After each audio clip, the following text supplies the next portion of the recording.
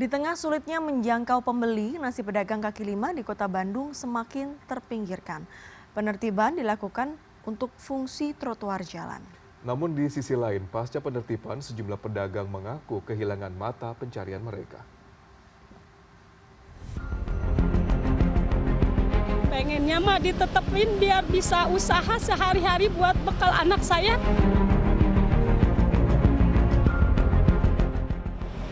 Kawasan Cicadas ini menjadi salah satu titik penertiban PKL yang dilakukan oleh pemerintah. Dulunya di kawasan ini terdapat banyak sekali kios-kios pedagang yang memenuhi area trotoar. Namun saat ini kondisinya kios-kios tersebut sudah banyak yang dibongkar.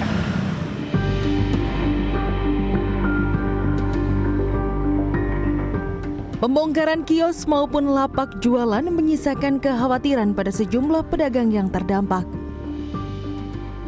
Lebih dari 20 tahun, perempuan berusia 43 tahun ini berjualan aksesoris telepon genggam di kawasan Cicadas untuk menghidupi kelima anaknya. Ia mengaku bingung jika tidak diperbolehkan berjualan lagi karena akan kehilangan sumber penghasilan untuk hidup sehari-hari. Satu nggak bisa usaha ya, ngurus anak 5 tanpa suami saya meninggal. Gitu doang dampaknya, saya susah usaha buat nyekolahin anak saya 5 gitu. Kemarin tadi sempat nggak jualan dulu pas habis dibongkar atau gimana? Saya nekat minta izin ke toko, mau jualan di depan toko, Pak izin, boleh sok aja gitu. Ke toko, tapi ke toko saya izinnya. Sok wae Cina buat bekal barudak gitu, buat bekal anak-anak gitu doang. Aku izinnya ke toko, alhamdulillah tapi diizinin sama toko. Meski mengaku pasrah atas kebijakan pemerintah, Ita berharap dirinya masih bisa berjualan, mengingat ini merupakan satu-satunya mata pencahariannya. Ya mah ya, pengennya mah ditetepin biar bisa usaha sehari-hari buat bekal anak saya. Cuman gitu aja saya mah, pengen buat bekal anak saya 5 tanpa suami, saya nggak punya suami, cuman gitu doang. Sehari-hari saya bisa makan di sini, bisa anak saya sekolah di sini.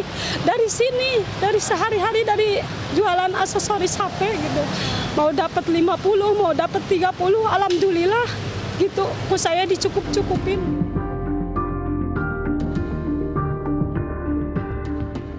Kekhawatiran serupa juga dirasakan oleh Nining Komariah yang telah berjualan selama lebih dari 25 tahun.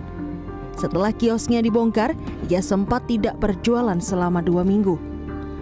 Namun desakan kebutuhan ekonomi membuatnya terpaksa kembali berjualan di pinggir jalan dengan menggunakan gerobak dagangan.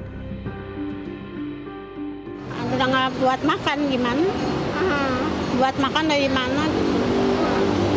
Penggantian belum ada. Ya kalau pengen tetap jualan gitu. Kalau nggak ada tempat ya pengen tempat lagi, ya pengen jualan lagi. Kalau yang nggak ada ya kompensasi. Maunya gitu ya, Bu.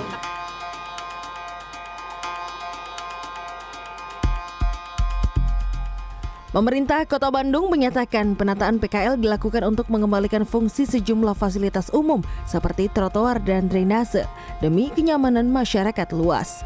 Selain itu, penataan dilakukan sebagai persiapan pembangunan bus rapid transit atau BRT yang akan melewati sejumlah titik di 12 kecamatan. Penataan PKL ini pun didukung penuh oleh pemerintah Provinsi Jawa Barat. Gubernur Jawa Barat Deddy Mulyadi menegaskan sebagai ibu kota provinsi, sudah sewajarnya Bandung menjadi contoh utama wajah perkotaan yang tertib, bersih, dan asri. Ya kalau Bandung ingin menjadi kota yang kembali seperti dulu, disebutnya berhiber dulu, ya harus bersih jalannya, bersih trotoarnya, bersih drainasenya, turun kabel yang semerawutnya. Itu kan target yang saya tetapkan. Keberadaan PKL sebenarnya bisa membantu perekonomian daerah karena mampu menciptakan lapangan pekerjaan sendiri. Namun di sisi lain, keberadaan PKL juga berpotensi mengganggu ketertiban. Tim Liputan CNN Indonesia, Bandung, Jawa Barat.